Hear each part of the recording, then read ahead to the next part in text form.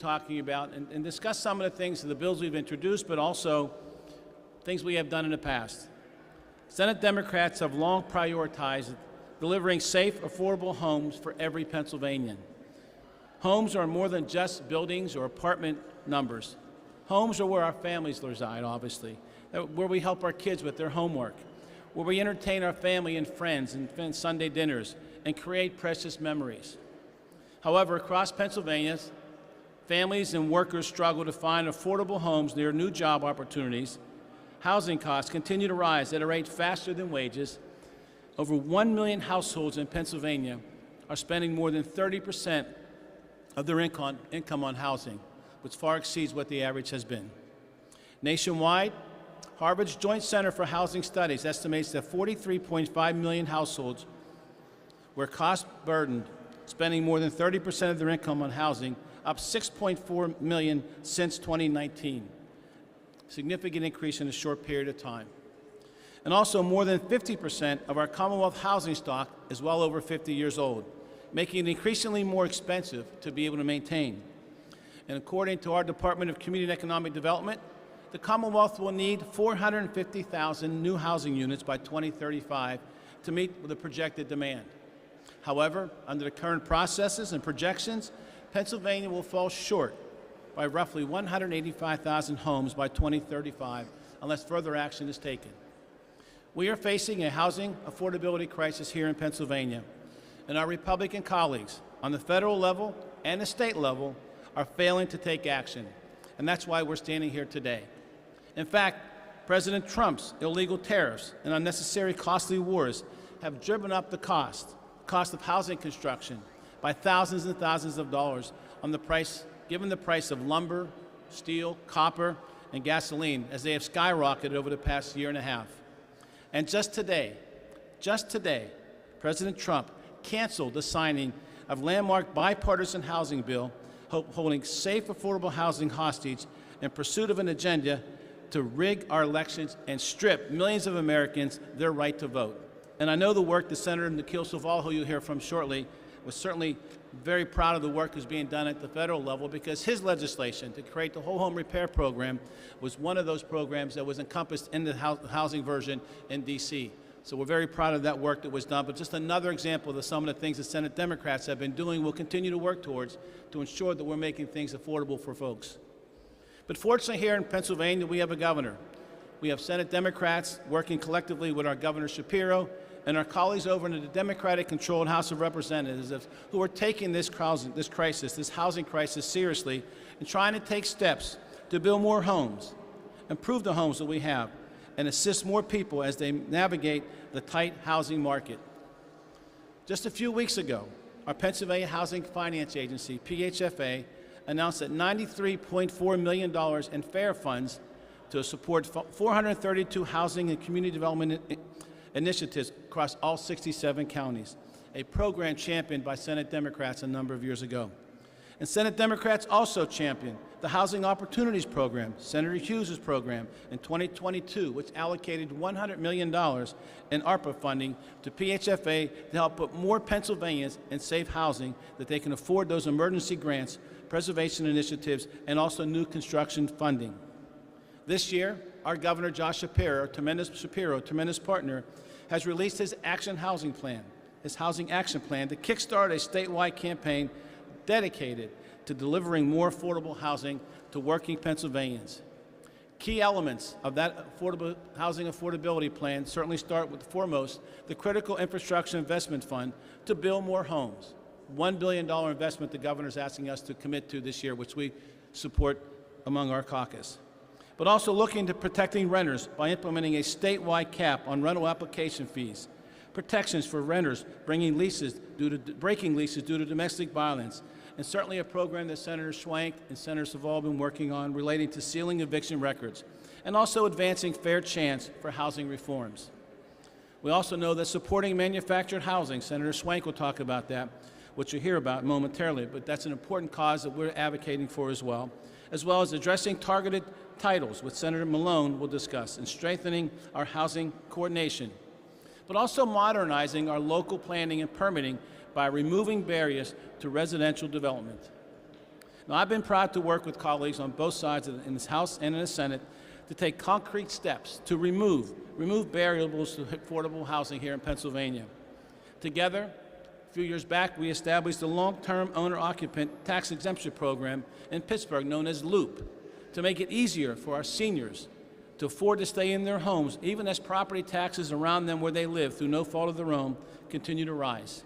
I've also been proud to champion bills that will limit access to eviction, as I mentioned earlier, proceedings, to joining my colleagues, that do not result in the removal of a tenant.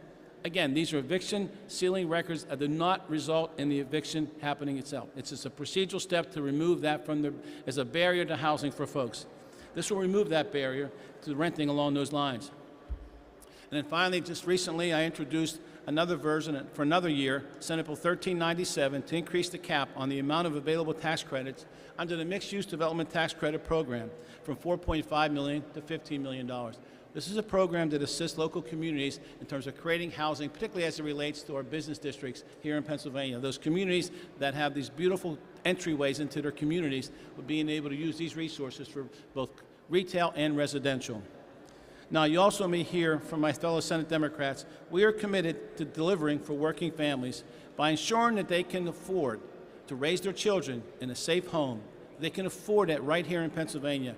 And that's why we have introduced a number of these bills, common sense measures that await action by our Senate Republican colleagues in Harrisburg. You can see a list of the bills both in front of me, but also to my right as well. We think it's imperative that we move these bills forward, and we move forward at a time when we have the opportunity to do so. We think it's imperative that we work to address affordability for our Commonwealth residents, and that's what Senate Democrats stand together. Yesterday, we had a conversation about utility costs. Today, we're going to talk about housing crisis we're dealing with, all in the name of affordability for Pennsylvanians. We'll continue that effort as we go forward. Finally, I'd like to introduce my colleague, Senator Judy Schwenk, who will talk to us about working to protect residents of manufactured home communities. Senator Schwenk. Thank you, Senator Costa. Hello, everyone. I am State Senator Judy Schwenk, and I represent the 11th District, which offers rural as well as urban and suburban communities, where all types of housing needs are big issues right now. I'm proud to stand here today with my colleagues to fight for serious measures that address Pennsylvania's housing crisis. I can't think of a single issue that is causing more angst for folks than the rising cost of housing. Whether you're looking to buy or rent, prices have gone in the wrong direction, and very quickly. Everyone needs and deserves a safe place to call home. It doesn't matter if you're a senior or a young family looking for the house you want to raise your kids. The cost of housing impacts everyone in some way. But specifically, I want to talk about what manufactured homeowners are experiencing. Manufactured homes, generally what we used to refer to as mobile homes, the definition has expanded greatly, and there's great hope for the future in terms of more housing based on it being manufactured off-site. Specifically, these homeowners own their houses, but not the land that it sits on. Increasingly, this has become an opportunity for private equity firms to swoop in and jack up the lot rent rates. That's what's happening in Douglas Village in Berks County, county where my district is. But they aren't alone. Communities all over the Commonwealth are facing the same issue, and in some cases, the price of lot rents has doubled in just a few years. What was once a low-maintenance, accessible form of housing for seniors, veterans, folks with disabilities, and families, quite frankly, young families too, has quickly become unaffordable. I've introduced legislation to provide these homeowners with common sense protections, and Governor Shapiro actually included similar provisions in his budget proposal. This legislation, which already passed in the House, is about common sense, practical measures that will allow folks to stay within their homes. Our governor gets why this is important too. I've been told that a lot of my Senate colleagues on the other side of the aisle are hearing about it as well, but the time for talking is over. We need to take action. When it comes to housing, preserving what we already have is equally important to creating more housing opportunities or more building as well. So we cannot forget these folks that have been living in these homes for many, many years in most cases. They're not only worried, they're upset, and they're talking about it. They're coming forward and letting us know we need to do something to protect them. Let's get this done as part of this budget and show hardworking Pennsylvanians we stand with them, not with out-of-state private equity firms. Thank you.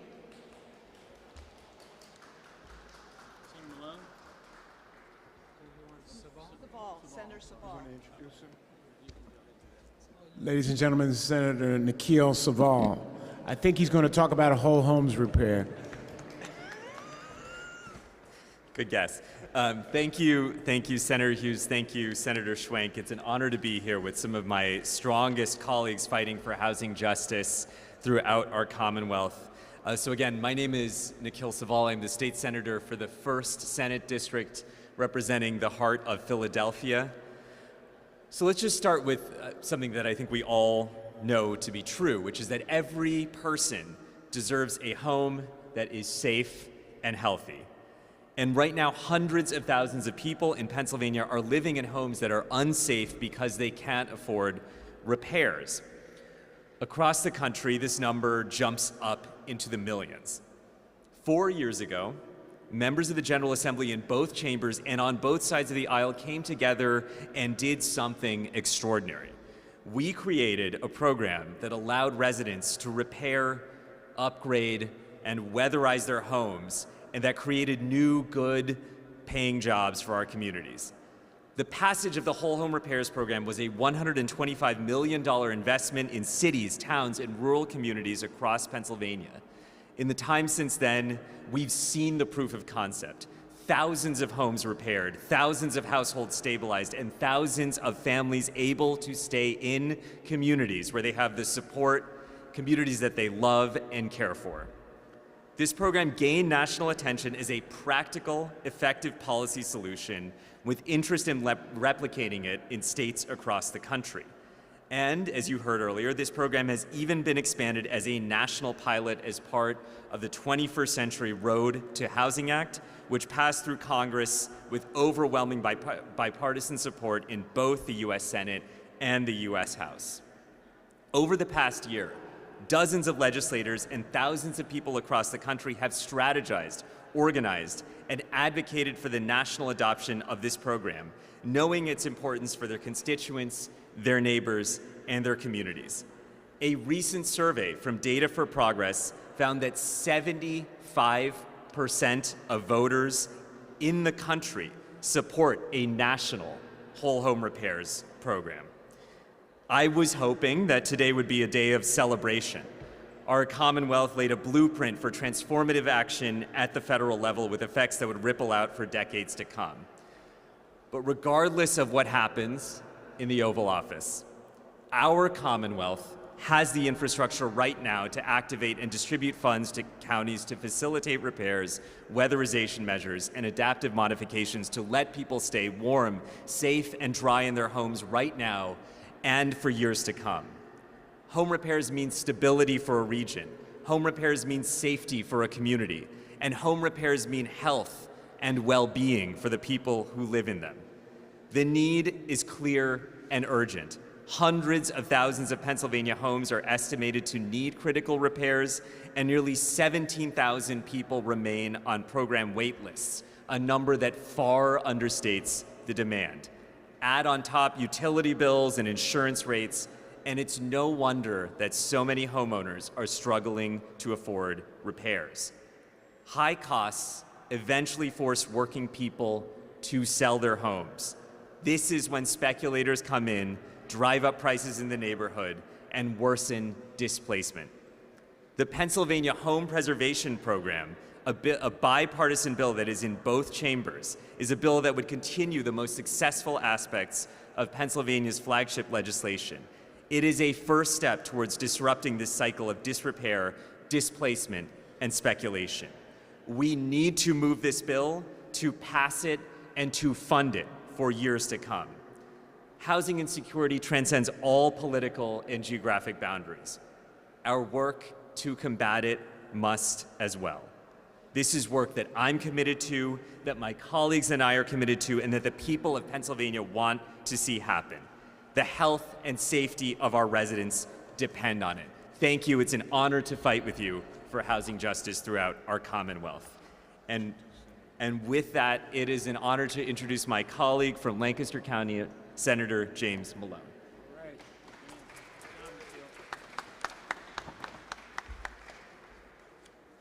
Hey, good afternoon. As you heard, I'm Senator James Andrew Malone.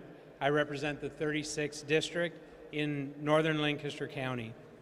My district encompasses a mix of suburban and rural communities, dotted with beautiful, small municipalities like Marietta, Lidditz, and New Holland. In Lancaster, we are uniquely blessed with a rich farmland and a thriving local economy. However, just like communities across the Commonwealth, we're feeling the squeeze of the housing crisis. At its core, the housing crisis is a complicated supply problem. Untying the knot will require hands working together to address the problem from multiple angles. I'm proud to be here today with my colleagues to highlight solutions we've moved forward and to help people find housing that they can afford or stay in their current homes.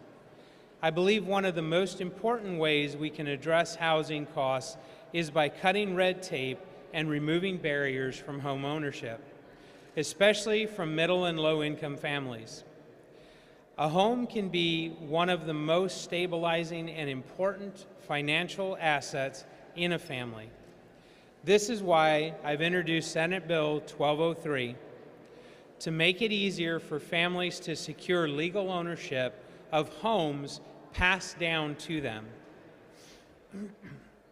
When a homeowner passes away and family members continue living in the home without formally updating property records, it can cause unclear, or what is sometimes called tangled titles. This can create problems for heirs. It can make it difficult to sell a home, to secure financing, or to get the finances needed to actually do quality home repairs, or to be part of some of the home repair programs that we have mentioned. This could literally save homes. The legislation, Senate Bill 1203, would help efficiently untangle property titles through the creation of a small estate primary resident affidavit. So this affidavit would help this would help counties provide a streamlined path for legal ownership from the families that are already living in the home, and the homes would be valued at $150,000 or less. It's a simple, straightforward solution.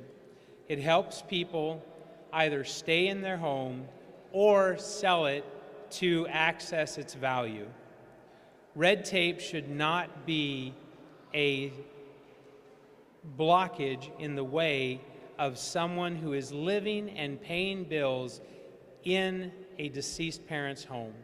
Senate Bill 1203 and its House companion, Representative Greg Scott's House Bill 2172, will help families of modest means more easily secure legal ownership of their homes. It's an important step, and it helps cut the red tape, and it helps move people towards proper, untangled ownership. I hope that my colleagues will join me in supporting this alongside some of the other important proposals that we're going to discuss today. Thank you. And now, Senator Vince Hughes. Okay, great, thank you. Let me thank Senator Malone, Senator Saval, Senator Schwank, Senator Costa, our leader. Let me acknowledge the presence of Senator Carolyn Comita and Senator Sharif Street. All of us are here at this particular time to, as we close up and wrap up this conversation, to make sure that in this moment, at this time, that the issue of the housing crisis that exists in the Commonwealth of Pennsylvania is not left off the table, but in fact is put on the table to get resources and policy, as each one has talked about, to get something done on what is likely the most difficult problem that each one of us, and I might add, even our Republican colleagues in their respective communities, has to deal with on a daily basis. This is a bipartisan problem. This is a problem that is not owned by any particular region. This is not just an urban problem. It is a suburban problem. It is a rural problem. It is a problem that exists all across the Commonwealth of Pennsylvania. And it's a problem that I dare say, coming into our respective district offices, is the hardest problem that we have to solve. Because we don't have enough resources, we don't have the streamlined policies, we don't have everything in place to get it done. Now, however, we've shown we can deal with this. Senator Costa just pointed to this a few minutes ago.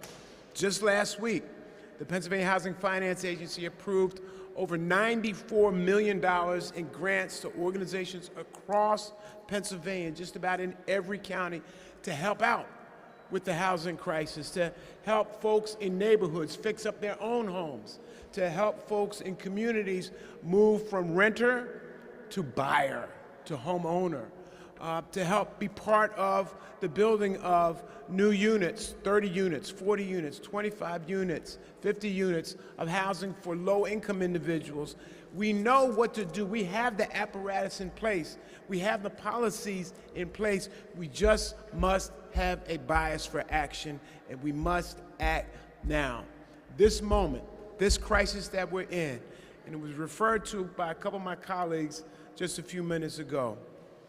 While the resident of 1600 Pennsylvania Avenue in Washington, D.C., turns his head away from the housing crisis that affects every community in Pennsylvania, except maybe those who live in Mar-a-Lago, all right? While that individual turns away, we are turning towards. We're not holding up legislation and budgeting to get this issue done. We are trying to move the needle forward in a dramatic way to make living in a home, to make housing over your head, to make repairs in your home, to remove lead paint from houses that have been infected by lead paint for 70, 30, 80, 90 years. We're trying to do everything that we can, and we urge our colleagues, especially those on the other side of the aisle, to join us in this fight. We all must deal with this together. The governor put out his housing action plan. We're now trying to turn the plan into real results. And that's the whole effort here. That's why we're here today. Please join us in this effort. I'm now going to turn and Senator Street. Okay, all right. I was going to turn to Senator Costa, but the leader said turn to Senator Street. Please, someone who knows a whole lot about the issue of housing, Senator Sharif Street. Thank you. I'm proud to stand here with my colleagues as Senate Democrats advance our priorities around making sure that we deal with one of the most basic issues confronting all Pennsylvanians. An issue that is one of the most fundamental things government can do. Make sure that people have shelter, and that shelter provides dignity, and that it is, in fact, making sure that people have safe, secure, dignified homes that they can be proud of. We have worked hard as a caucus on addressing the issues, whether it be people who are living in manufactured homes, and those communities need to be preserved. And I'm pleased and proud of the legislation offered by my colleague, Senator Schwank, in addressing those needs. That's a need that people need. Whether it's making sure that in communities like mine, where people need to have their homes repaired. And there are families that will tell you that the most affordable house you can have is the one that you already live in. And the legislation offered by Senator Saval on whole home repair has helped so many in communities like mine in North Philadelphia and the 3rd District, but throughout the Commonwealth of Pennsylvania. And the issue of tangled titles is one that in a community, in a Commonwealth where we have people who have laid down deep roots and have been here for generations, Senator Malone's bill addressing tangled title addresses a way to protect generational wealth and to keep communities intact and not allow them to be preyed on by people who would take advantage of their simply not understanding the basic process of government. The issues that our Appropriations Chairman, Senator Hughes, made about making sure we continue to make investments in PHFA so that we can develop more housing and grow the amount of affordable housing are all issues that are incredibly important to Pennsylvanians. And so whether it's making sure that a family who wants to get a new house has an opportunity to have one, or making sure that the people who already live in houses can have the houses they need, as a caucus, we are focused, and as a Commonwealth, we must get this done. So I applaud the efforts of my colleagues, and I ask folks out there to please contact your legislator. And if they're already supporting legislation like this, thank them and encourage them, because sometimes up here you need a word of encouragement. And if they, in fact, are not supportive, express to them how important this is and how this is not a Democratic or Republican issue, but that these bills that the Senate Democratic Caucus has offered address issues that affect all Pennsylvanians, whether rural, urban, or suburban, and ask them to sign on and get those bills to the floor so we can put them on the governor's desk before we break for the summer. Thank you so much, Pennsylvanians, and thank you to my colleagues. We are going to address the most fundamental issues in making sure people have a home. And with no further ado, I bring up the leader of the Senate Democratic Caucus, Senator Jay Costa. Thank you very much, Senator Street. So, folks, we talked a lot about the things that the Senate Democrats have championed over the last handful of years, working closely with Governor Wolf and now Governor Shapiro. We advanced measures that we just talked about, the FAIR program and incremental increases in the FAIR program our caucus led on. The Housing Opportunity Program was a program we led on. Certainly the national model now, the Senator Saval created with others, the Whole Home Repair Program. I say those things because they're examples of successful programs, programs that we know work, and programs that have been beneficial to the people of Pennsylvania. And we feel strongly the same way about all the bills that are listed over there, that they too will be successful like we just described. That's what's important. That's why it was important for us to demonstrate what we've done and what we're going to do going forward. But we can't do it alone. Right now, we can't do it alone. Lord willing, in January, that might be a different conversation. But at the end of the day, right now, we need support from our Republican colleagues in the Senate. And that's what we're asking folks to do, to listen to what we're saying, believe in what we're saying, and join us in this fight to be able to make certain that we make home ownership opportunity for residing in safe and secure homes, to be able to allow folks to make memories in those homes going forward, the ability to be able to support those measures that we're talking about here today, as we have a limited amount of time here, both in the Senate this upcoming several weeks and also as we go into the fall. So thank all of you for being here and listening to our plea, and now I'd entertain any questions that folks might have. Sure.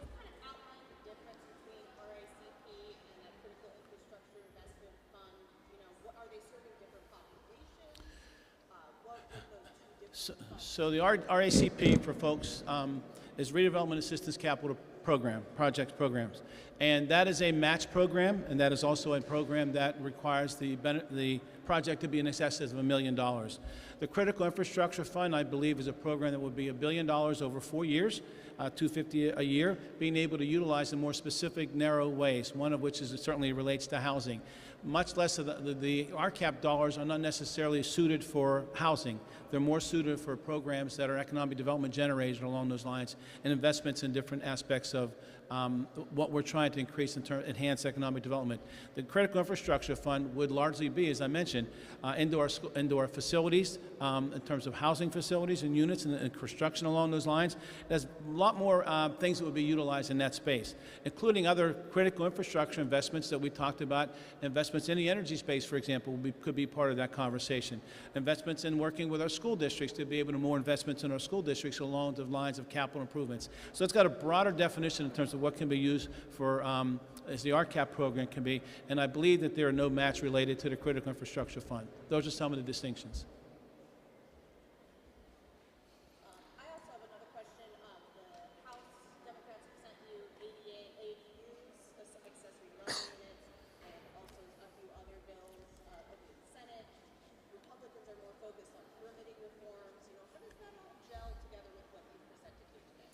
So what we presented here today, I think, are ideas that we think have the same type of success as I mentioned, previous things that we've talked about. And they're common sense approaches to how we can help affordability, helping folks, whether it be untangled titles or whether it's making investments in a home to stabilize a home in a community, whether it's dealing with the housing community, the manufactured housing community, wherever it might be, the FAIR program. These are the things that we think are important. They differentiate a little bit from what the House has sent to us, but we're fully supportive of what measures the House has sent to us. And by the way, I think as folks know, there are hundreds of bills that the House has sent to us that Senate Republicans simply refuse to advocate and move on. Certainly in the energy space we talked about yesterday, today in the housing space, and many other areas we have measures we need to move forward with. But we will certainly make that part of the conversation we have going forward. Okay. I'm sorry.